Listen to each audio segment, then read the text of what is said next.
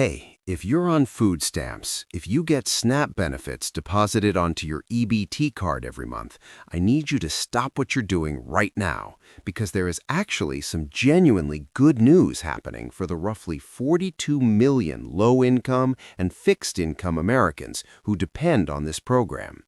And trust me, after everything this program has been through over the last 6 to 8 months, the drama, the threats, the funding scares, we really needed some good news. So today, I'm breaking it all down for you. What happened, why it matters, and most importantly, what it means for your benefits going forward. Stay with me because this one is important. For those of you who are new here, welcome. This channel exists because I know what it feels like to be on the other side of a scary financial situation, watching benefits you depend on get threatened by people in suits in Washington who have never had to worry about whether their EBT card would cover groceries this week. We cover real information for real people. No fluff, no political spin, just the facts you need to protect yourself and your family.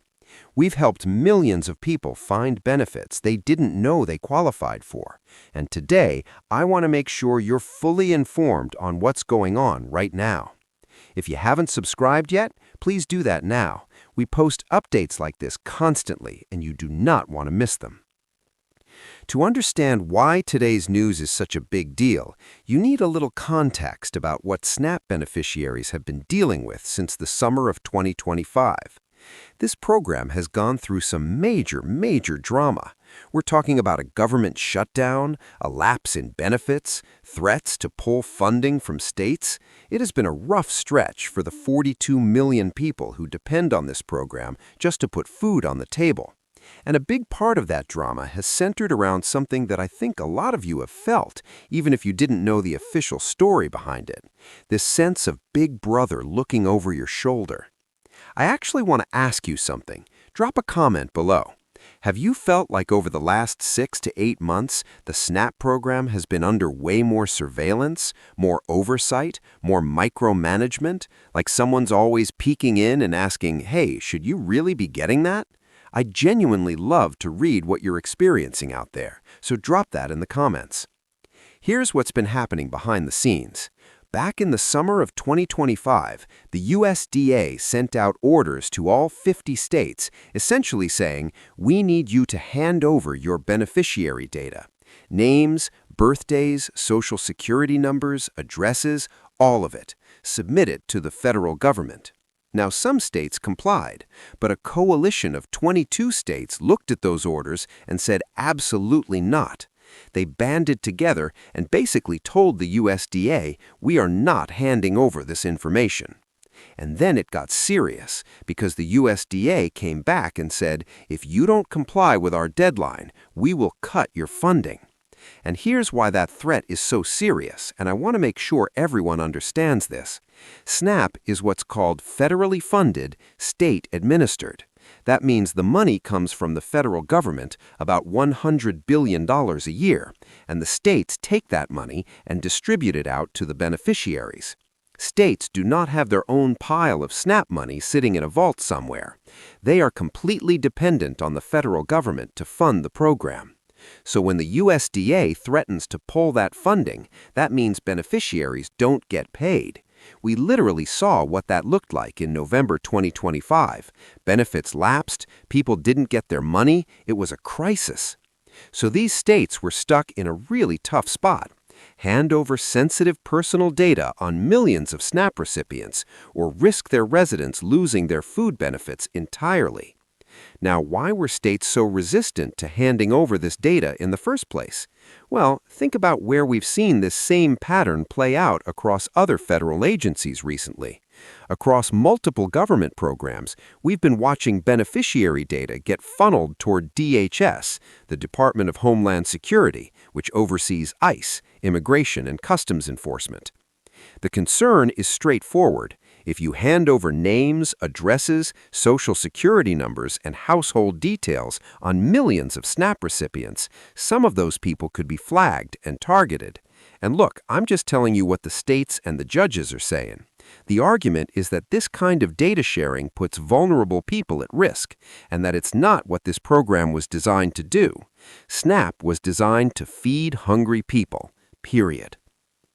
Here's what's also really interesting, and I think a lot of people don't realize this.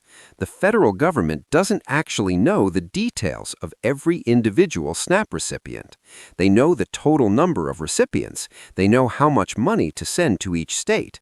But the actual names, addresses, and household details, that data lives with the states, which is exactly why the USDA wanted it, and exactly why the states have been fighting so hard to protect it. Okay, here is the good news I promised you at the top of this video.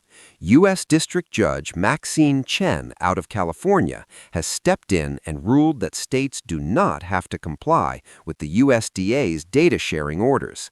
Basically, she handed the USDA a big legal no and backed up the 22-state coalition that has been fighting this since summer of 2025.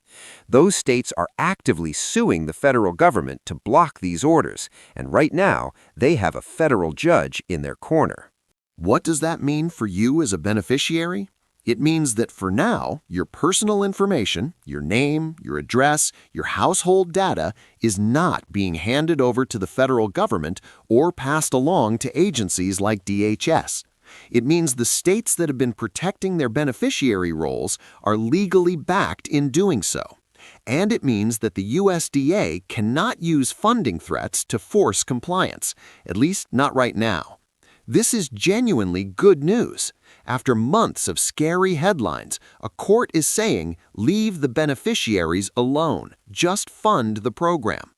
Now, I want to be real with you, because I always will be. This is not a permanent fix.